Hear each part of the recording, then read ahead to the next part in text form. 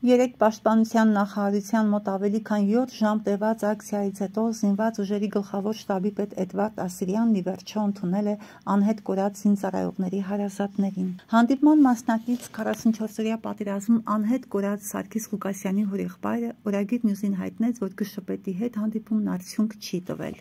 Տարածվիկ մենք չենք տեսել արդյունք։ Եթե դուք ասում եք, որ դուք անում եք կամ անելու եք կամ չգիտեմ ինչ են, անեք, արեք, որ մեր կարծիքները փոխվի ձեր մասին, որ մենք չենք հավատում, որ մենք տեսնենք, որ չէ, դուք ախպեր արել եք, գործ եք անում, գործ եք արել,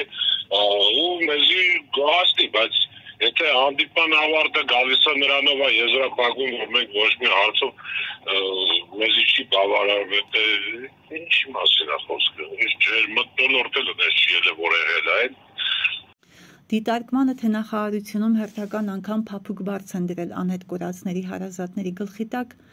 Արսեն Ղուկասյանը պատասխանեց, որ գլխավոր շտաբի պետը կամ չի տիրապետում իրավիճակին, կամ էլ տիրապետում է, բայց գտնվում է ճնշման տակ եւ չի կարողանում խոսել։ Հարց է տալի, ասում է, օրինակի համար վերջնեք ասում ջերմուկում, երբ որ Ադրբեջանի ստորաբաժանումները զինվորական մտել են մեր սուվերեն տարածք։ Դուք կարայիք, ասենք, շատ հանգիստ այդ խումբը գերեվարեիք, ճիշտ է։ Ինչի՞ չեք գերեվարել, եթե գերեվարած լինեիք, մենք այսօր կունենայինք հնարավորություն բանակցության սեղանի դնելու, թե նրանց կողմից, թե մեր կողմից, ասենք առաջարկներ, ճիշտ է։ Այսինքն մենք ձերը տանք, ձեզի դուք մերը։ Ինքը ասում է քաղաքական հարց է տալիս, դե քաղաքական հարց չկա, ասում եմ, ընկեր ջան։ Հարցին, թե ինչ մթնոլորտում է անցել հանդիպումը, անհետ կորած զինծառայողի հարազատը ներկայացրեց։ Եթե ադրբեջանցի կարում են պատերազմը ավարտից հետո, այսինքն իրանք կարում են Խծաբերդի տղեկին գերեվարեն,